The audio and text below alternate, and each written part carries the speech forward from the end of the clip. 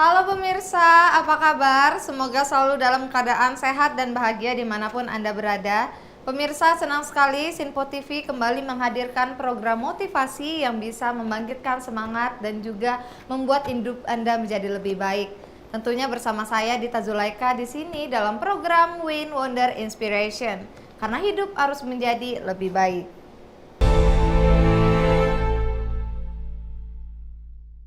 Pemirsa, seperti biasa tidak sendirian karena sudah datang di sini ada dua panelis kita yang luar biasa. Yang pertama di sini ada Pak Rahman. Halo Pak Rahman. Apa kabar Mbak? Alhamdulillah baik. Bapak gimana kabarnya? Alhamdulillah sehat. Alhamdulillah sehat terus Pak ya, semoga ya. Amin. Amin. Yang kedua sudah hadir juga di sini di tengah-tengah kita ada Kak Maria. Halo. Hai Dita. Cantik sekali hari ini. Thank you, kamu juga loh. Pastinya ya kita berdua ya cantik ya. Bapak Rahman ganteng ya. Kamu bikin cantik kan? Iya betul sekali. Tapi akan ada juga satu ganteng lagi di sini Bapak. Kita sambut bersama-sama, inilah motivator hebat Indonesia Bapak Mindiarto yang ganteng. Aduh, dipuji. Selamat pagi Awet Bapak. muda, selamat pagi. Terima kasih. Selalu ganteng dong ya. Kita sama Pak hari ini tenun-tenun Pak. iya, Bajunya. benar. Sengaja saya mau kembaran sama Bapak. Kabarnya selalu baik ya Pak Mindiarto.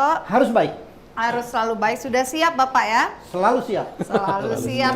Sesuai dengan tema kita, pemirsa. Hari ini tema kami adalah mengatur waktu training yang tepat. Dan mungkin ini adalah waktu yang sangat tepat untuk Pak Mindiarto menjelaskan tema kita apa. Boleh Bapak Min dijelaskan? Baik, terima kasih Mbak Dita ya. Baik, dari pengalaman kami ya, dan jam terbang kami sering sekali dunia udah terbalik. Oh. Dunia ini terbalik ya. Kutub utara jadi kutub selatan jadi kutub utara. Kenapa? Dia terbalik. Pelatihan-pelatihan itu didesain bukan karena kebutuhan materi, kemudian ditentukan butuh berapa lama. Tetapi, saya punya waktu nih setengah hari. Oh, topik apa yang cocok? Ini kan dunia udah terbalik gitu ya. Jadi topik itu ngikutin waktu. Ya, jadi itu yang dimaksud dengan dunia sudah terbalik. Nah, kenapa? Karena dengan waktu lebih singkat, batasan, biasanya bayarannya juga kan lebih simpel, lebih singkat. Dana ngajar setengah hari dengan ngajar satu hari kan berbeda, dengan ngajar 2 hari berbeda. Maka orientasinya biasanya jadi efisien, bukan lagi efektif. Ya. Padahal kalau kita ingin bicara tentang tepat sasaran, seperti topik sebelumnya, efektivitas itu ada di depan. Sasaran di depan. Tujuan tercapai itu efektif. Ya. Harapan tercapai itu efektif. Mengisi gap itu efektif. Ya, betul. Gitu ya. Betul. Baru dari efektif ini yang sudah kita rancang, sudah didesain, bagaimana mencari yang efisien. Apa efisien itu? Tentunya kualitas dan kuantitas mesti diimbangkan. Bagaimana yang paling kompetitif memberikan dampak yang paling positif, itu efisien. Betul. Jadi ukurannya ada waktu, ukurannya ada biaya. Ya. Nah, itu hal-hal yang perlu difahami, jangan dibalik. Waktu dulu disediakan, baru materi. Tetapi materi dulu yang dibutuhkan, baru ditentukan butuh waktu berapa lama. Ya, nah itu satu hal. Kemudian juga ada yang tidak efektif lagi adalah ini, maaf, pimpinan juga kan banyak level ya. Kadang-kadang kan butuh pencerahan. Maka materi-materinya juga biasanya ada personal interest masuk di sana. Wah, kayaknya kalau materi ini cocok nih buat saya. Tapi belum tentu cocok untuk mayoritas audiens. Nah, ini artinya ada personal interest. Maka ketika pemilihan topik, pemilihan waktu juga ada faktor pribadi masuk ke dalam keputusan itu. Itu yang menjadi tidak efektif ya. Harusnya kan pelatihan yang efektif itu juga, yang baik itu adalah kebutuhan audiens secara mayoritas yang kita sebagai target ya, target audiens, target personal. Itu yang harus terpenuhi dulu kan. Yang lain adalah observer. Yang lain itu pelengkap. Karena fungsi dia apa? Fungsi dia di sana hadir adalah untuk mengikuti, mendampingi teman-teman yang mayoritas. Nah, itu hal-hal yang perlu difahami. Akibatnya apa? Akibat waktu menjadi menjadi apa ya, skala prioritas di dalam memberikan pelatihan, maka biasanya tidak akan deeping, tidak akan mendalam, dapatnya kulit-kulitnya doang. Jadi kalau baca buku tuh ya lihat summary-nya aja lah, lihat kesimpulan, tapi tidak membaca seutuhnya isi buku. Jadi banyak taunya, Ya. tetapi tidak banyak fahamnya. Ya, jadi kayak ke toko buku lihat judul aja, isinya apa belum tentu paham. Ya. Tentu Nah, paham, itulah kegagalan di dalam training dalam kaitan kenapa waktu juga merupakan hal yang concern untuk kita pertimbangkan di dalam hal menentukan jumlah hari training atau disebut dengan main days training. Oh. Luar biasa sekali. Pak Mindiarto, di sini kita sudah mempunyai 2 panelis, Pak. Ya. Seperti biasa, panelis kita sudah menyiapkan pertanyaan melalui 4 amplop yang langsung dipilih oleh Pak Min. Nih, mau amplop yang warna apa? Pasti lihat warna baju aku ya. Ada merah-merahnya. Ada ya. merah-merahnya. Oke, Merah. warna merah. Setelah itu cari ini ya, sama Iya. ya. Iya, Nggak ada ciri kesamaannya cawat, ya. Pak. Nggak ada sayangnya warna itu ya. Nggak ada, Pak. Silakan Kak Maria, kita perlihatkan terlebih dahulu kepada pemirsa yang ada di rumah. Amplop berwarna merah, ada 3 pertanyaan seperti biasa dan boleh langsung ditanyakan, Kak. Oke, pertanyaan pertama dari si amplop merah. Kapankah sebaiknya waktu pelatihan yang harus dilakukan kepada karyawan agar terus berkembang? Kapan ya? Ya. Kapan? Kalau bisa tiap hari deh. Kapan kerjanya juga. Enggak juga ya. Kapan kita harus desain dulu. Di dalam proses training tadi kan intinya adalah mengisi kesenjangan. Ya. Mengisi kesenjangan tuh bisa 2 hal juga. Terhadap fungsi dan jabatan saat ini. Ya, fungsi dan jabatan saat ini, kebutuhan seperti ini. Saat ini kompetensinya pekerjaan seperti ini Ya. diisi. Ya. Saat ini, ya itu mengisi kesenjangan. Bisa juga kesenjangan dia sebetulnya sudah pada posisi di sini. Saya ingin direncanakan dia akan dipromosi Ya. tahun depan atau maka ketika akan dipromosi maka kebutuhan kompetensi di sini. Maka ini juga disebut dengan mengisi kesenjangan. Jadi kesenjangan terhadap current job atau future job atau dengan promosi. Nah, itu kita perlu diklarifikasi sehingga ada program pelatihan yang disebutnya mendesak, perlu lakukan segera. Nah, segera itu ya, entah minggu depan, entah bulan depan, atau 2 bulan lagi lah ya, itu mendesak. Ada juga program pelatihan yang sifatnya memang untuk long term.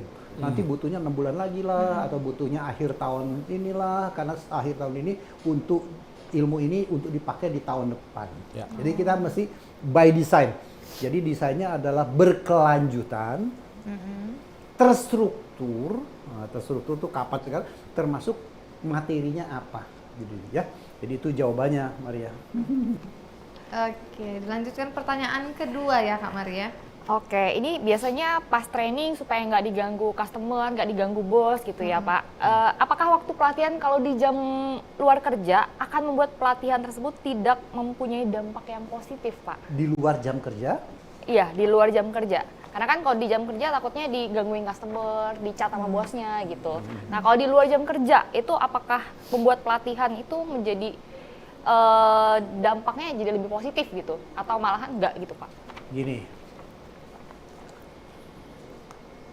Pelatihan itu kalau by design, nah ini kembali nih by design atau dadakan atau kadang-kadang ada juga beberapa perusahaan kagak mau rugi punya gitu ya. Dilakukannya adalah lewat jam kantor Ya. ya, pasca jam kantor, paginya kantor, kemudian malamnya di training.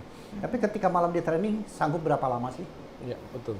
Paling 2 jam kan? Ya. Nah, gitu ya. Jadi pelatihan apa sih yang 2 jam? Ya, paling itu hanya sekedar sharing knowledge atau hanya sekedar trigger-trigger aja. Ya, itu. Kedua ada juga dilakukan di luar hari kerja. Wah, kerjanya Senin Jumat dilakukan Sabtu Minggu juga. Ya, ada yang begitu aja. Tentunya itu pertimbangan-pertimbangan subjektif yang bisa diperdebatkan, baik atau tidak. Nah, tetapi ketika kita bicara pelatihan, itu adalah bukan sebagai ekstra pekerjaan, tetapi bagian daripada pekerjaan. Jadi belajar itu bukan sebagai opsional, tetapi bagian a part of job. Ya, ada kegiatan operasional melakukan ini, ada juga kegiatan yang sifatnya ada training. Jadi training itu adalah bagian daripada tugas pekerjaan. Maka kalau kita memahami training adalah bagian dari tugas pekerjaan seperti bikin rencana, bikin laporan, gitu ya, atau koordinasi, itu kan bagian daripada tugas juga kan, atau observasi. Nah, maka training itu bisa by design, bisa hari kerja. Nah, pertanyaan, bagaimana mensiasati ketika hari kerja itu diambil untuk training, kemudian bagaimana dengan pekerjaannya kan yang rutin. Itu juga bisa direncanakan juga. Ya, direncanakan apa? Direncanakan adalah sudah di planning tanggal sekian dan tanggal sekian bulan Maret akan ada pelatihan. Maka menuju ke sana kita sudah make something kan, bikin planning. Betul. Nggak ubahnya. 17 Agustus libur, 25 Desember Natal, kemudian nanti tanggal sekian ada Lebaran, tanggal sekian ada Paskah, itu kan sudah tanggalan merah. Terus kemudian apakah orang-orang nggak tanggal merah juga kerja? Ya kan nggak libur juga ya. Nah, bisa juga training itu adalah a part of them. Tanggal itu adalah memang bagian daripada tanggal yang memang tidak untuk kerja, tapi untuk kerjanya dalam artian operasional ya. Kerjanya adalah lebih ke arah updating dia punya knowledge atau skill. Jadi bisa dilakukan, sangat bisa kalau by design. Kalau by design gitu. Nah, kemudian apakah efektif atau tidak? Ya tergantung mindset kita juga. Tergantung mindset. Kalau selama kerja terus kemudian udah tahu ada training, bosnya sebentar-bentar WA, sebentar-bentar nanya, sebentar-bentar WA, ya artinya bosnya nggak sadar bahwa ini lagi training gitu loh. Ya sudah, ketika training biarkan di training. Mau nanya ya nantilah jam istirahat makan. Kalau mau nanya oke lah nanti setelah training selesai. Nanti setelah selesai trainingnya jangan pulang dulu ya, saya butuh waktu 10 menit ya untuk diskusi. Ya silakan. Kecuali yang sangat mendesak tidak bisa tidak bisa ditunda. Ya silahkan diganggu ya. Apa yang tidak bisa ditunda mendesak? Oh ternyata maaf ya, orang tuanya sakit, ya kamu harus membawa ke rumah sakit. Nah itu kan nggak bisa ditunda. Jangan sakit dulu loh. Kan nggak bisa gitu loh ya. Ya itu mungkin optional lah. Tapi itu kan tidak terjadi massal. Hanya orang-orang tertentu. Tapi kalau namanya minta laporan, kadang-kadang minta laporan ini, ya itu mengganggu saya bilang. Bukan tidak sadar ya, perlu. Kecuali laporannya betul-betul sangat mendesak. Ya silahkan diganggu, tetapi mindset kita jangan ganggu mereka di dalam hal-hal yang bukan menjadi prioritas. Oke, luar biasa. Ada pertanyaan terakhir? Ya, Oke, tahan dulu sejenak panelis kita. Pertanyaan terakhir akan kita baca sesaat lagi, jangan kemana-mana. Pemirsa, kami akan rehat sejenak, jangan kemana-mana, tetap bersama kami di Win Wonder Inspiration.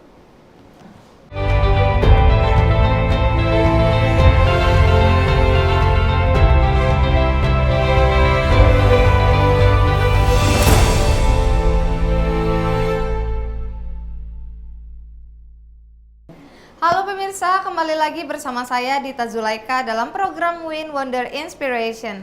Karena hidup harus menjadi lebih baik. Pemirsa, tema kami pada hari ini adalah mengatur waktu training yang tepat. Sudah hadir di sini ada dua panelis kami. Yang pertama ada Kak Maria dan juga Pak Rahman. Dan tentunya di sini ada Pak Mindiarto yang sudah siap untuk menjawab seluruh pertanyaan dari panelis Bapak ya. Kita melanjutkan lagi pertanyaan terakhir di amplop kita yang pertama oleh Kak Maria. Silakan Kak. Oke, pertanyaan dari amplop merah nomor 3. Apakah perusahaan perlu melakukan pelatihan dalam setiap tahun agar dapat terus bersaing di pasar, Pak? Ya. Bicara idealisme pelatihan, saya anggap tuh kalau pisau itu diasah. Ya, pisau itu diasah. Pekerjaan sehari-hari itu menggunakan pisaunya. Ya, menggunakan pisau. Jadi kalau pisau tumpul ya nggak kepake gitu, nggak bisa dipakai. Nah, selama pisau itu kita pakai, kita gunakan, maka selama itu pula lah kita perlu mengasah itu pisau. Nah, Salesforce juga begitu, karyawan bagian finance juga begitu, bagian produksi begitu, orang HR sekalipun begitu. Maka ketika day to day itu adalah bagian daripada menggunakan pisau, maka dia pun perlu mengasah dia punya pisau. Nah, pertanyaan berapa banyak sih idealismenya sebetulnya kisaran 5-8% di dalam waktu kerja 1 tahun. 5-8 tergantung fungsi jabatan ya. Ya. Semakin operasional, semakin banyak persaingan, semakin tuntutannya semakin macam-macam, ya semakin tinggi persentasenya, bisa di 8%. Semakin tidak banyak tuntutan macam-macam, kerjanya monoton begitu ya mungkin 2-3% ya oke lah gitu ya. Jadi 8% dari waktu bekerja untuk diasah, dipintarkan, keterampilannya ditambah, ya, capacity-nya ditambah, nah, 8%. Maka 92% sisa waktu kerja itu untuk bertarung, itu untuk bekerja, itu untuk meningkatkan produktivitas. Maka kalau pelatihan itu memang by design, kita sudah tahu hari kerjanya sekian banyak Ya. untuk bekerja, sekian kerja memang hari sudah disediakan untuk dilatih, untuk disediakan. Jadi oke, Januari kita akan lakukan 2 hari ya. Oke, nanti Maret ya kita akan 2 hari. Udah di planning nih. Nanti Mei 2 hari. Nanti kapan ada 3 hari. Terserah. Sesuai dengan fungsi jabatan serta kebutuhan organisasi dan kebutuhan yang bersangkutan untuk dibawa kemana di dalam proses pelatihan itu. Jadi tidak selalu juga sama. Setiap departemen dalam perusahaan itu, wah kalau sini 10 hari, sini juga harus 10 hari di training, dilatih. Ya enggak. Mungkin ada yang 10 hari, mungkin ada yang 20 hari dalam setahun ya. Mungkin ada yang cukup 5 hari dalam setahun. Mungkin ada yang cukup juga cuma 3 hari dalam setahun. Ya enggak apa-apa. Tapi intinya adalah pelatihan itu diberikan tepat waktunya sesuai dengan kebutuhan. Jangan kebakaran, masalah baru kasih training. Itu kan pemadam kebakaran. Harusnya adalah kasih training dulu supaya tidak terjadi kebakaran. Kasih training dulu ketika melakukan tugas menjadi lancar. Jangan pekerjaannya terganggu baru di training, kerjaan terganggu baru di training. Jadi dibalik ya, training dulu agar pekerjaannya tidak terganggu. Pinter dulu biar kerjanya lancar. Oke, Setuju ya. Siap. Ada tanggapan terkait dari amplop merah ini Kak Maria, Pak Rahman?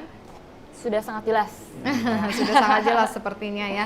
Kita akan lanjut ke amplop selanjutnya yang akan dibacakan langsung oleh Pak Rahman. Pak Min boleh pilih lagi nih Pak amplopnya, sisa 3. Ya sama dengan Maria deh, biru deh. Oke. Kayaknya sengaja pakai biru ya, biar bisa disamain amplop. Sama warnanya. Ya, sama loh. Iya. Nggak ngeh saya. Boleh Pak Rahman, kita akan perlihatkan terlebih dahulu. Bentar ya. Oke. Nah, pemirsa, inilah 3 pertanyaan dari amplop berwarna biru kita yang akan langsung ditanyakan oleh panelis kita Pak Rahman. Oke. Silakan Pak Rahman. Pertanyaan pertama dari amplop biru. Apa dasar mengatur waktu pelatihan yang tepat bagi sebuah perusahaan agar lebih efektif? Apa dasar waktu? Dasar waktu yang tepat adalah persiapkan sebelum dilakukan. Jadi kasih ilmu dulu, baru suruh melakukan ilmu yang diberikan. Seperti karyawan baru, ya karyawan baru pertama kali masuk kan dikasih ilmu, diorientasi dulu, dijelasin ini, jelasin itu.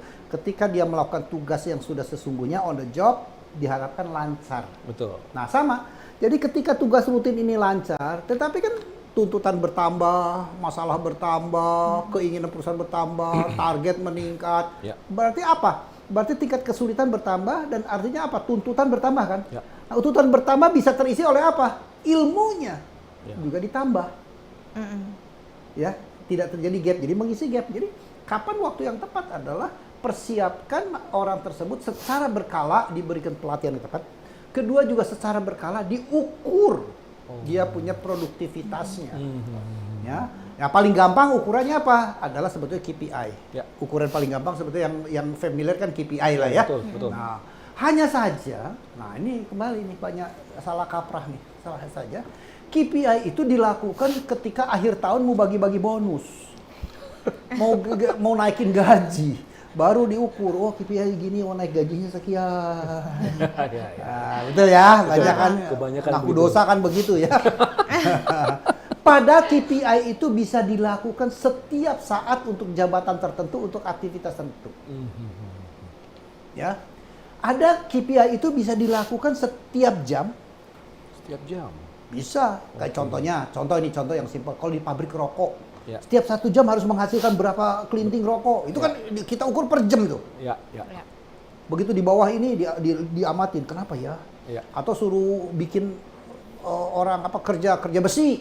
Dalam 1 jam atau 2 jam harus menghasilkan apa gitu. Ya, ya. Itu kan KPI-nya sebetulnya kan udah sangat pendek. Betul. Ada juga KPI yang harian. Ya. 1 hari harus mencapai ini, 1 hari targetnya ini mencapai Ya. berapa. Nah, Ya. kita ukur semakin pendek semakin baik. Karena apa? Jangan sampai kesalahan yang sama Oke. terulang di hari-hari berikutnya. Betul. Betul. Karena apalagi kalau KPI dihitung adalah setahun sekali. Jadi 365 hari salah, 1 hari benernya. Iya, betul. Kan bahaya banget. Iya, iya, iya. Ya, apalagi itu karena kebutuhan untuk naikin gaji aja. Iya. Udah naikin gaji, kebutuhan apa? Wah, ini yang baik-baik, naikin gajinya bagusan. Iya. Wah, ini yang rada jutek, naikin gajinya jadi kecil. Karena Iya. apa? Ya itu ilmu jilat tuh di akhir tahun. Ilmu jilat. Ya kenapa? Karena ngukurnya setahun sekali. Iya. Padahal ada yang bisa tadi sangat pendek ya, Pendek, betul. jam-jaman. Ada yang bisa harian, ada yang bisa weekly, Ya. ada yang bisa monthly, ada bisa quarterly, Ya. semesterly. Ya. Nah, lakukan ini sesuai dengan kebutuhan dan fungsi pekerjaan mereka. Contohnya, ada nggak yang bisa harian? Ada nggak yang bisa bulanan? Nggak ada. Contoh orang HR, dikasih targetnya adalah people development atau pengembangan karir atau apa namanya Career path. program kaderisasi. Kaderisasi, betul. Kan nggak bisa sebulan 2 bulan. Ya. Kita harus lihat 6 bulan. Ya. Terjadi nggak 6 bulan ini kaderisasinya? Jadi ada KPI yang kita nilainya 6 bulan sekali. Ya, betul. Ada juga yang setahun sekali gitu ya. Tapi betul. contohnya kalau profit and loss bisa tiap bulan loh. Ya. Nggak usah nunggu akhir tahun. Tiap bulan nih untung atau enggak. Ya. Bisa diukur ya, atau Betul. bahkan sampai mingguan ya. Ya, bisa. Omset sekian, target sekian, biaya sekian, nah, untungnya gimana. Itu bisa weekly, bisa bi-weekly, bisa monthly. Ya. Tergantung kesiapan manajemen perusahaan mau seberapa repot. Ya. Nah, jadi dalam KPI ini juga perlu difahami mana yang harus diukur waktu pendek, waktu yang terpanjang, gitu ya. Oke. Oke, terima kasih Bapak. Pertanyaan yang kedua. Bagaimana bila ada karyawan yang menolak, Pak, untuk mengikuti pelatihan berdasarkan jadwal waktu yang telah ditetapkan? Menolak. Ini karyawan ngeyel gitu, Pak. Ngebangkang ya. Gimana tuh Ya Pak? tinggal persoalan ini dianggap penting atau enggak. Oke. Kalau perusahaan menganggap penting, berarti kan itu jadi instruksi. Oke. Nggak boleh nolak. Ya. Nolak pembangkangan. Iya. Harus Gitu dibina Pak ya. Nah, ini kita harus clear sekali. Jangan anggap training itu adalah extra job. Oke. Kalau training extra job, saya mau menerima atau enggak extra job itu. Kayak lembur, saya mau lembur atau enggak. Iya. Ya. Kalau lembur itu bagian dari menyelesaikan tugas, maka menjadi wajib lembur itu. Ya. Bukan suka atau tidak suka. Ya. Dia ngajuin cuti hak dia. Tapi gara-gara cuti, kinerja perusahaan terganggu, tidak bisa terselesaikan, gak ada solusi, maka perusahaan juga punya hak nolak cuti. Oke. Gitu loh, supaya pekerjaan performa tidak terganggu. Demikian juga, kalau training adalah bagian daripada tugas kantor, maka hukumnya nggak boleh nolak.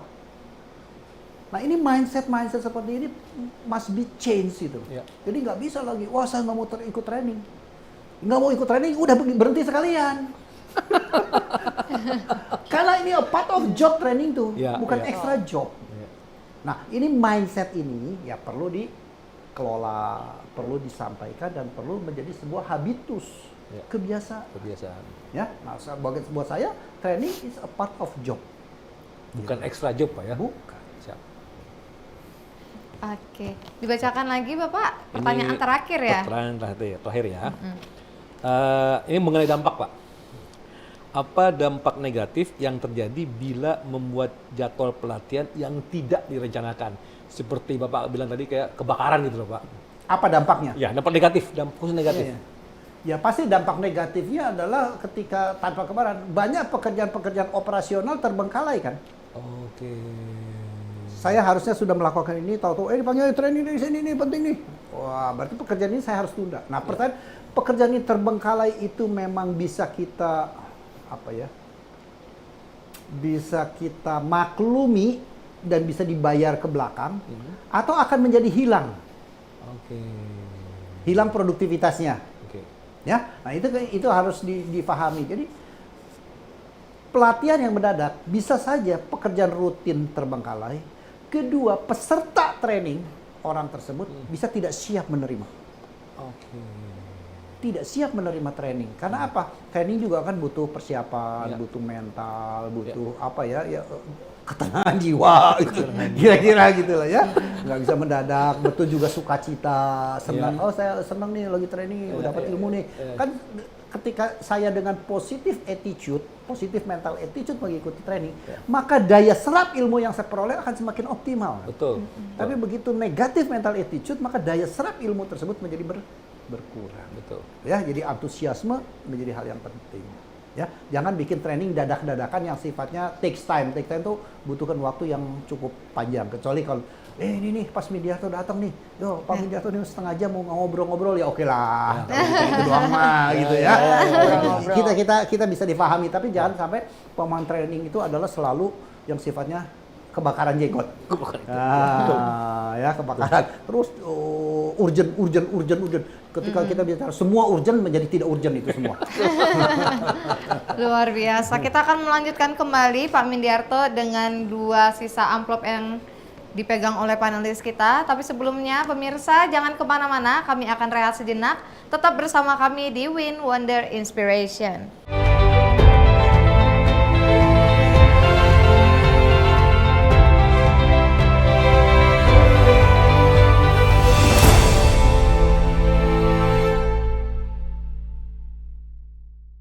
Halo pemirsa, kembali lagi bersama saya Dita Zulaika dalam program Win Wonder Inspiration, karena hidup harus menjadi lebih baik.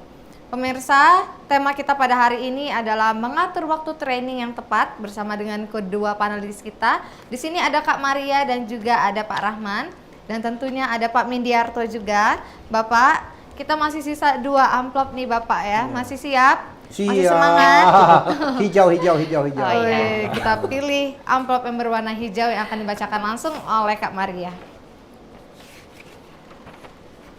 Seperti biasa akan kita perlihatkan terlebih dahulu kepada pemirsa yang ada di rumah. Inilah 3 pertanyaan di amplop berwarna hijau. Silakan Kak Maria. Wah, langsung pedoman nih. Kirain pedoman hidup ya. Oke, pertanyaan pertama dari amplop hijau. Apa saja yang dapat dijadikan pedoman dalam mengatur waktu pelatihan yang efektif dalam sebuah perusahaan, Pak? Pedoman melakukan pelatihan efektif ya. Ya. Training yang tepat. Pedomannya adalah satu indikatornya adalah jangka pendek atau jangka panjang. Oke. Ya, jangka pendek itu artinya mendesak atau bisa extend. Anggaplah kalau kita setahun aja ya. Apakah mendesak bulan depan, apakah bisa tunda 6 bulan atau kita perlu dilakukan nanti di bulan ke-11 atau bulan ke-12. Itu dari segi waktu mendesak. Kedua, ada faktor siapa. Jadi siapa pesertanya? Oh, audiensnya Pak ya. Apakah yang berkaitan dengan operasional atau berkaitan dengan strategik atau berkaitan dengan leadership gitu ya. Mana yang menjadi prioritas juga. Ya. Kita membutuhkan meningkatkan skill nih. Ya, berarti butuh mendesak ya, butuh di awal. Itu jadi topiknya ya. Ketiga, jadi tadi yang pertama apa waktunya ya, mendesak, biasa dan panjang. Kemudian topiknya. Ketiga adalah levelnya, ya pesertanya. Frontliner kah, level kepala bagian kah, atau supervisor kah, atau manager kah, atau senior manager. Itu hal 3. Nah, kemudian dari sana semua baru kita lakukan. Apakah tujuannya ini sekedar motivasi? Ya, kalau motivasi targetnya biasanya ya nggak banyak-banyak, bikin kerja lebih semangat aja, maka topik itu. Apakah ini sifatnya adalah vokasi, menambah ilmu-ilmu untuk dia diupdate, vocation, contohnya orang sales dulu nggak kenal namanya digital, nah, sekarang butuh digital marketing. Nah, ini adalah vocation tuh, ya penambahan. Atau memang tujuannya adalah promosi. Nah, promosi nanti nambah tuh ilmu ini tambah, analyticalnya mesti ditambah, leadershipnya mesti ditambah, terus kemudian lagi kalau leadership ya umpamanya sistem controllingnya harus diberikan. Nah, ini tujuannya apa nih? ya, sesuai dengan promosi. Ketiga, atau memang mutasi. Mutasi itu pengenalan wilayah baru atau pengenalan tentang fungsi baru gitu ya. Dari anggaplah dari orang apa ya, orang sales dari merchandiser menjadi sales, atau orang sales nanti menjadi marketing. Itu kan dibutuhkan perubahan ya, atau orang accounting jadi orang finance, orang personalia jadi orang HRD. Jadi itu kan terjadi perpindahan ya, terjadi apa namanya mutasi. Atau biasa pegang Jakarta sekarang pindahkan ke Semarang atau pindahkan ke Surabaya. Nah itu adalah kita perlu pemahaman. Nah, tentunya hal-hal semacam demikian menjadi sebuah pertimbangan. Kapan akan dimutasi? Kapan akan dipromosi, gitu ya? Kapan akan butuh motivasi, gitu ya? Nah, apakah motivasi butuh sekarang atau nanti sekalian deh waktu mid year atau waktu annual meeting? Nah, itu semua kan direncanakan, ya. Tidak ada pertemuan-pertemuan yang sifatnya dadakan, ya. Nah, itu indikator-indikator yang perlu kita pahami. Hal lain adalah diusahakan setiap melakukan itu diberikan dengan waktu yang cukup sesuai dengan target kita. Butuhnya hanya kulit atau butuh pendalaman. Maka ketika butuh dalam nggak bisa waktu sebentar. Tapi kalau hanya sekedar insight saja, hanya sebagai sparkling, hanya men-trigger ide doang, ya nggak apa-apa lah. Hanya kulit-kulitnya doang atau hanya ide-ide doang liar gitu ya. Tapi kalau butuh deeping, maka tidak bisa cukup waktu sedikit. Nah, inilah hal-hal yang perlu dipertimbangkan ketika kita memberikan pelatihan yang tepat waktu. Luar biasa. Sampai diam sejenak kita ya. Saking Karena harus daging mencerna banget dulu. ya, Iya. betul sekali. Bener, dicerna dulu. Iya. Betul. Boleh Kak Maria melanjutkan lagi pertanyaannya? Oke, pertanyaan yang kedua ini adalah bagaimana cara melakukan pengaturan ulang jadwal bila terpaksa dan bagaimana cara kita mengkomunikasikannya, Pak? Oke, pengaturan training, pengaturan ulang ya. Ulang, Yap. ya. Reschedule. Ya, Schedule. schedule, betul. Ya, ada konsekuensi yang harus kita siap dulu. Ketika saya akan melakukan reschedule karena alasan yang sangat mendesak tidak bisa tidak, atau karena alasan saya tidak membuat perencanaan yang baik. Ya, ketika saya tidak membuat perencanaan yang baik, maka ada konsekuensi yang harus saya bayar, artinya perusahaan bayar. Tapi kalau saya ini karena urgent, gitu, karena mendesak, keadaan mendesak yang sifatnya accident itu ya, dalam artian sesuatu yang tidak bisa kita hindari. Contohnya, mendadak kita mau training nih, anggaplah di satu daerah sana, ternyata di sana ada bencana alam. Ya. Nah, gitu ya. Ya tentunya kita harus jelaskan alasannya why ditunda. Ya. Oke. Kenapa ditunda? Gitu. Nah, tetapi alasan ditunda pun harus ada jawaban untuk menjelaskan kapan akan digantikan. Andai kata saat ini saya belum bisa memutuskan mau bikin surat pengumuman ya, bahwa karena satu dan lain hal terjadi bencana di sini, maka rencana kita training ditunda. Nggak apa-apa. Saya belum diputuskan kapan, nggak apa-apa juga diinformasi. Tetapi kita akan berikan waktu 1 minggu setelah sekarang ada konfirmasi lanjutan. Jadi ada janji yang harus kita tetapkan, gitu ya. Jadi kedua, mendesak atau tidak mendesak. Ketiga, ini urgensi atau tidak. Dan yang lainnya adalah kita harus reschedule kapan. Supaya apa? Supaya peserta training yang hadir itu juga bisa merencanakan tanggal kapan saya akan kosongkan. Ya. Jangan dikasih ngambang. Ya, saya termasuk yang kurang suka juga mengasih ngambang. Janji juga ngambang. Kapan ketemu? Nanti ya, selesai lohor. Kapan selesai lohor tuh? Nggak jelas waktunya nih. Nanti ya ketemu selesai maghrib, itu kan nggak jelas. Jam 5 selesai lohor juga, Jam Pak ya? 18 kan, 18.30. Iya. Yuk makan bersama, ya, nanti dah selesai lohor. Aduh, gua makan jam 11, dia makan jam 1, jam 2. Kan nggak nyambung gitu ya. Ya, Nah, maka dibikin yang clear. Jam 12, 12.30, jam 13, clear.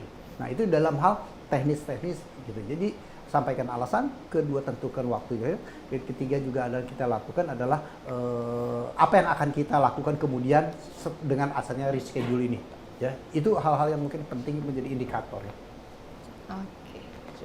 Pertanyaan Pak Min, mungkin kalau perusahaan yang tidak suka mengambang tapi memberikan waktu, tapi ternyata berubah lagi nih Pak, ya kan? Berarti suka banget dia mereschedule jadwal. Apa dampak negatif bagi perusahaan yang seringkali mengubah jadwal untuk pelatihan dengan berbagai alasan, Pak? Ya, kalau itu menjadi habitus, menjadi kebiasaan, maka konsekuensi yang harus diterima oleh dari karyawannya ya, dari anak buah adalah pasti akan mengumpat. Pasti nanti dirubah lagi. Omdo. Itu siap-siap hujatan itu diterima sampai telinga dia. Jadi jangan ngomel kalau hujatan itu muncul, kalau itu menjadi sebuah habitus, ya sebuah kebiasaan. Tapi kalau hanya sebuah accident, rasanya karyawan atau tim akan bisa menerima lah, accept. Oh ya, asal kembali tadi jelaskan alasan kenapa ditunda. Tapi ditunda maning itu kan nggak jelas. gitu ya. Nah, jadi dampak negatifnya udah pastilah reputasi pimpinan. PIC-nya ya akan menjadi tergerus. Ya. Kedua juga menjadi demotivasi buat karyawan. Ya, demotivasi artinya bener nggak? Ya nggak. Ketiga, yang pasti dampaknya adalah kalau itu nyangkut terhadap knowledge and skillful, maka ilmu baru atau keterampilan baru itu akan tertunda dampaknya. Jadi kalau orang di training hari ini pinternya adalah besok ke belakang, kalau di training 3 bulan kemudian atau 2 bulan kemudian, maka pinternya kan 2 bulan kemudian ke belakang. Itu di konsekuensinya. Maka akibatnya apa? Performan dia berdampak pun akan semakin sulit. Paham ya? Training hari ini, bahkan mulai hari ini ke belakang saya akan jadi lebih pintar. Tapi kalau trainingnya bulan depan, ya mulai bulan depan saya pintarnya gitu. Kan begitu. Itu konsekuensinya harus kita bisa terima.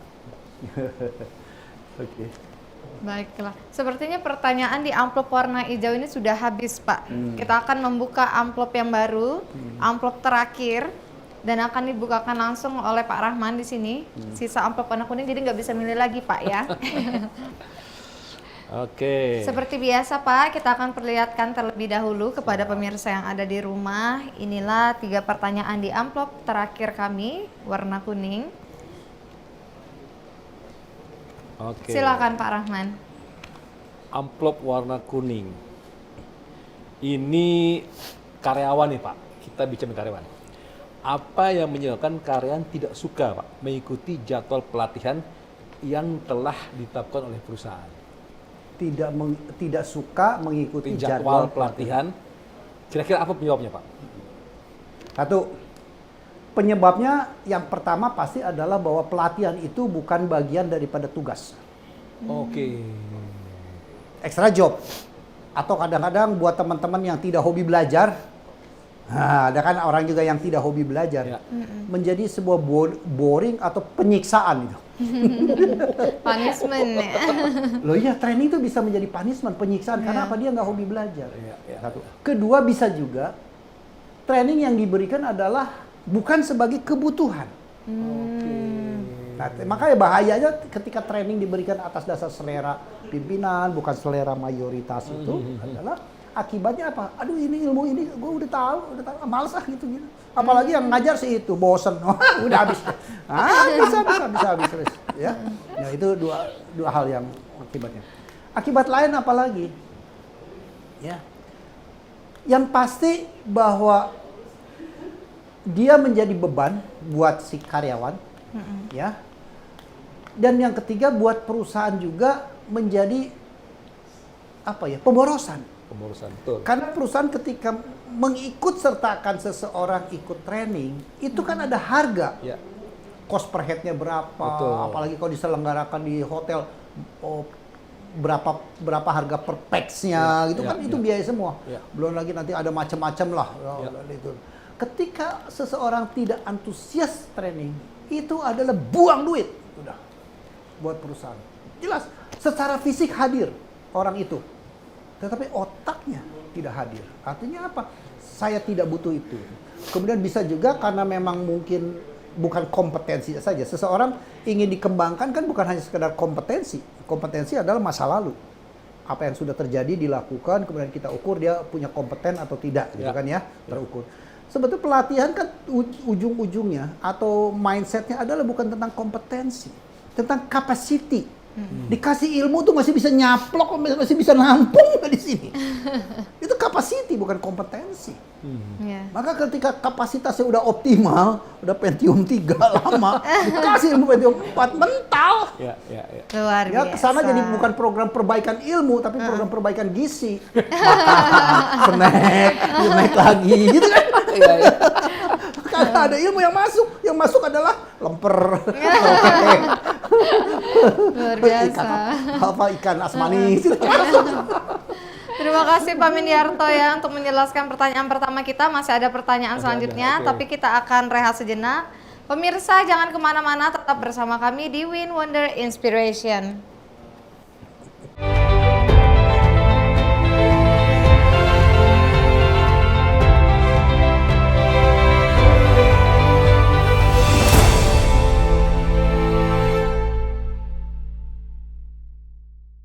Pemirsa, kembali lagi bersama saya Dita Zulaika, tentunya dalam program Win Wonder Inspiration, karena hidup harus menjadi lebih baik. Pemirsa, tema kami hari ini adalah mengatur waktu training yang tepat, tentunya bersama dengan dua panelis kita, Kak Maria dan juga Pak Rahman. Dan di sini juga ada Pak Mindiarto yang akan menjawab kembali pertanyaan dari amplop-amplop yang sudah disediakan. Bapak, amplop terakhir melalui Pak Rahman akan dibacakan pertanyaan kedua. Bapak ya. Silakan Pak.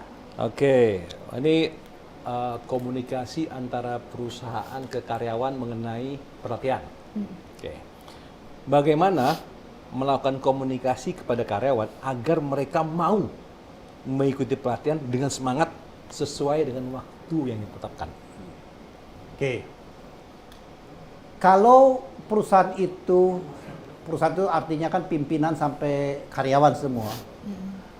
Memiliki sebuah budaya belajar, continuous improvement, dan mereka sadar bahwa training itu bagian daripada people development, pengembangan orang. Secara prinsip mestinya sebuah daya tarik. Oh, ya, ya, ya. Ya kan, gue dibikin pinter, masa sih nggak mau? Ya. Kan setiap orang pengen pinter. Gitu. Kemudian budaya perusahaan juga bahwa pelatihan itu adalah membuat dia menaikkan punya kapasitas. Ya. Kemudian akan mendapatkan kesempatan berkarir. Salah satunya akan naik pangkat kalau sudah mengikuti pelatihan ini, pelatihan pelatihan itu. Itu adalah semua kan sistem di dalam people development bisa kita kembangkan. Jadi kemudian kedua juga yang perlu dilakukan lagi adalah rencana. Kembali kalau training by design kita sudah tahu. Bulan ini tanggal sekian akan pelatihan, pesertanya siapa, kemudian instrukturnya atau fasilitatornya siapa, berapa hari. Nanti bulan ini semua. Jadi sudah terancang selama 1 tahun. Dan bahkan beberapa perusahaan, banyak perusahaan besar, itu pelatihan itu dibalik, diminta setiap karyawan diminta menyediakan waktu 10 hari training untuk 1 tahun. Jadi diminta, selama 10 hari 1 tahun itu butuh pelatihan apa saja. Oke. 10 hari, apa saja di listing sesuai dengan mungkin ada yang 6 hari, ada 12 hari. Diminta listing, diminta topiknya tentang apa kira-kira gitulah. Oke. Itu nanti orang HR men-summary, kemudian dikumpulkan, kemudian di cluster. Jadi tidak bisa lagi dikatakan tidak menarik. Karena ini kebutuhan lo, kemauan lo, gue udah sediain orangnya, sediain waktunya, sediain biayanya, sediain persiapan. Jadi itu. Ketiga juga selain tadi tentang budaya, juga tentang topik ya. Ketiga juga adalah nilai dari pelatihan itu untuk apa. Ya, nah biasanya perusahaan jarang sampai menaruh nilai daripada sebuah pelatihan. Cuman pelatihan ini dibawakan oleh si Anu tanggal sekian titik.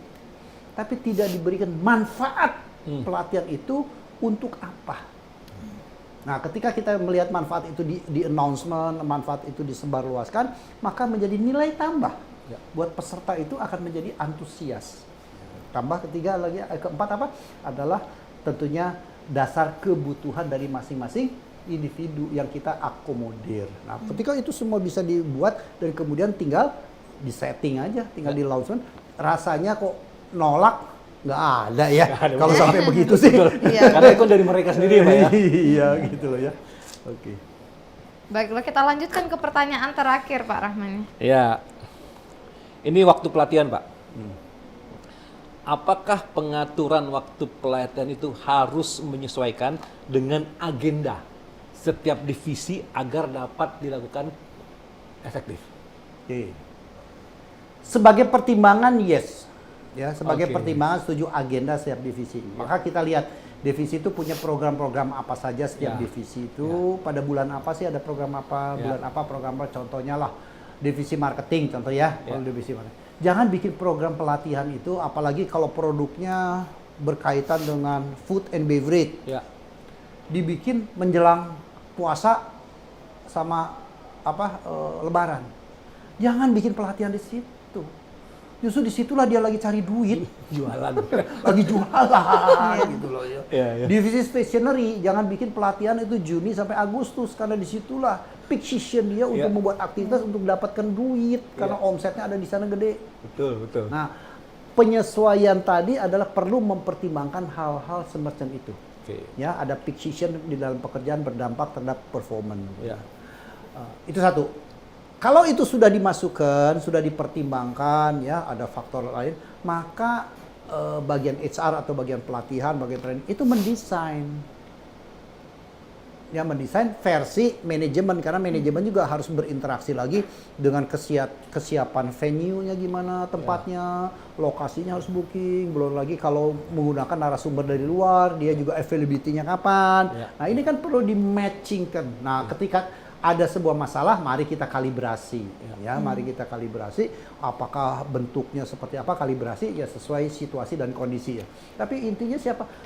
Mayoritas adalah kalau by design, maka karyawan perlu mengikuti desain perusahaan. Kenapa? Karena perusahaan sudah mencoba memasukkan faktor-faktor yang tadi ya, kegiatan-kegiatan peak itu sudah dimasukkan. Maka ketika ada ini ya tinggal didesain lah. Kecuali pekerjaan-pekerjaan yang memang tidak bisa tidak harus gitu ya. Ya itu pengecualian saja, pengecualian. Contohnya kami sering ngadakan juga ada pelatihan, training, family gathering sekalian seluruh karyawan. Nah kalau seluruh karyawan itu satpam yang jagain kantor saya siapa? Nah mungkin ada pengecualian juga dalam hal seperti begitu. Semua begitu sih yang jagain kantor siapa? Kan nggak ada juga ya. Nah, karena, atau sebuah klinik tutup loh. Nanti kalau ada pasien yang sakit gimana? Nah, itu adalah pertimbangan-pertimbangan teknis yang mungkin kita secara wise perlu dimasukkan menjadi sebuah pengecualian saja. Oke. Mungkin kita akan mendengarkan kesimpulan-kesimpulan langsung dari para panelis kita yang ada di sini, Oke. dari Pak Rahman dan juga Kak Maria. Mungkin dari Pak Rahman dulu Pak ya, Oke. terkait tema kita Temanya mengatur ya. waktu training yang tepat. Prinsipnya saya setuju dengan Pak Min, itu memang benar. Kita tahu Pak Min ya, sebelum kita melakukan training itu kita cari tahu gapnya dulu kan. Kira-kira gapnya apa sih semua ini? Dari gapnya itu bisa KPI, bisa teknis, bisa performance.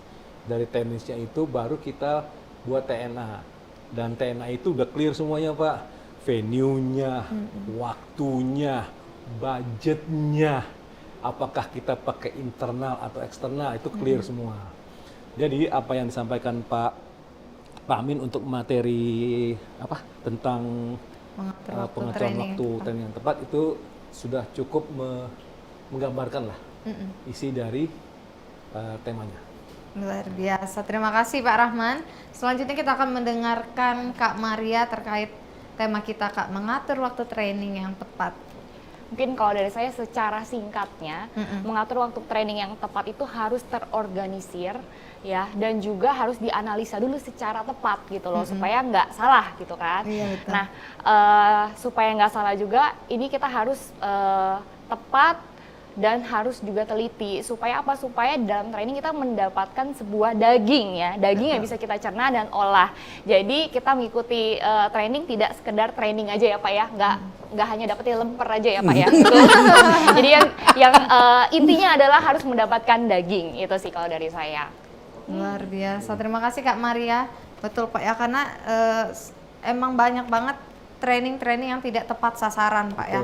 Kadang sesuai dengan apa pimpinan mau, atau misalkan sebenarnya ada yang berminat tapi ada yang privilege-nya lebih ya, dibandingkan yang berminat tadi. Menurut Pak Min, terkait isu tema kita mengatur waktu training yang tepat, kira-kira gimana Bapak? Baik, begini, training yang tepat itu ya selain waktu tentunya ya, kita harus juga materi yang tepat atau yang benar, juga dengan narasumber atau trainer yang tepat dan benar. Karena dua hal ini menjadi penting. Sering sekali trainernya bagus, tapi belum tentu materinya bagus buat dia yang bawakan. Iya. Atau ada materinya sebetulnya bagus yang diperlukan, tetapi bisa juga trainer atau narasumbernya yang nggak bagus. Iya. Ya, nah nggak bagus dari apa? Mari kita lihat contoh dengan pengalaman kehidupan kita sehari-hari bersosialisasi bernegara. Iya. Mari kita lihat contohnya kitab suci itu kan benar semua. Ya. Betul. Ya, agama apapun kitab sucinya kan pasti benar. Tapi dibawakan oleh tokoh agama yang berbeda. Orangnya nih, Ya. hasilnya kan bisa beda. Betul. Yang satu bikin damai, yang satu bikin rusuh. Betul kan? Ya. Ya, betul. Ilmunya sama, trainernya beda. Ilmunya sama, orangnya beda. Maka ketika kita ingin mengatakan pelatihan yang tepat yang dilakukan adalah harus tahu materinya yang benar dengan orang yang benar. Maka akan terjadi sebuah efektivitas. Terus kedua, yang perlu kita pahami juga selain topi yang tepat dengan narsum yang tepat, maka kita bisa lakukan juga agar narsum yang tepat itu seperti apa kriterianya. Nah, ya gitu ya. Pertama adalah mereka memang kompeten di bidangnya. Kedua, dia punya track record di situ. Jadi sebagai trainer sekalipun bisa kita ukur track recordnya. Kalau dia sebelumnya sebagai profesional, gimana sih track recordnya sebagai profesional? Pada level mana dia sebagai trainer, kemudian pada level mana dia sebagai profesional, berhenti sebagai trainer. Karena banyak juga orang hanya anggaplah frontliner, kemudian naik pangkat, jenjangnya pendek ya, naik pangkat langsung jadi manajer, langsung jadi, kemudian jadi trainer gitu. Ini bukan tidak boleh, boleh. Tetapi mungkin kedalaman dan experience-nya itu adalah yang menjadi perlu dipertanyakan. Bukan tidak bolehnya, itu profesi bebas. Hal apa lagi yang perlu dilakukan adalah training hanya sebatas kulit. Ya, jadi kasih ilmu itu sebatas kulit. Tetapi kalau kita bicara in-house training, workshop, sudah ada di bawah kulit. Sudah mau masuk tuh ilmunya tuh di bawah kulit. Kan kita tahu ya kalau kulit ya ada debu, hilang. Tapi kalau sudah di bawah kulit ini artinya akan semakin efektif. Konsultasi, coaching, itu sudah masuk ke darah. Artinya apa? Kita sudah membedah perusahaan itu. Maka tingkat efektivitasnya tentunya akan sangat berbeda ketika kita memberikan training, memberikan workshop, dan memberikan konsultasi. Tingkat efektifnya sangat-sangat berbeda. Ya, tentunya konteks di sini kita bicara hanya sebatas baru training. Ingin lebih dalam ke workshop, ya, atau in-house, lebih dalam lagi konsultasi. Oke, gitu kita. Luar biasa ya, berarti bukan cuma meningkatkan kuantitas tapi juga harus meningkatkan kualitasnya juga ya. Betul. Di tengah-tengah SDM Indonesia juga yang bersaingnya sekarang Pak ya, dengan AI, dengan luar biasa ya, pekerjaan kita bisa digantikan oleh robot. Jadi memang training-training seperti ini sangat diperlukan untuk SDM di Indonesia ya. Apakah ada pertanyaan lagi untuk kedua panelis kita? Sepertinya sudah sangat cukup ya. Betul. Sudah sangat jelas. Karena sangat jelas sekali Pak Mindiarto menjelaskannya pada hari ini. Saya ingin mengucapkan terima kasih sekali lagi kepada panelis kita. Ada Kak Maria di sini, terima kasih sudah hadir. Thank you, Dita. Pak Rahman juga, semoga terima kasih. semuanya selalu sehat dan sukses dimanapun kalian berada ya, amin ya. Dan tentunya untuk Pak Mindiarto juga selalu semangat, tetap memotivasi untuk masyarakat Indonesia Bapak ya, Indonesia siap. lebih maju. Iya. Luar biasa, semangat sekali. Singkat, padat, tepat.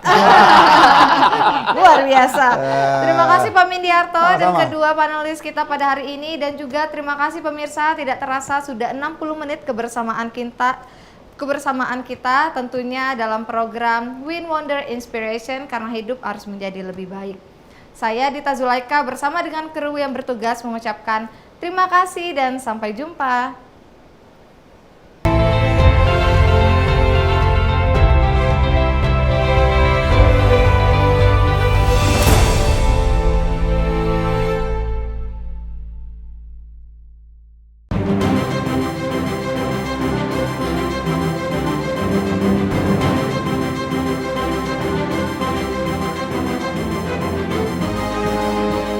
Simpo TV, News, Sport, Entertainment.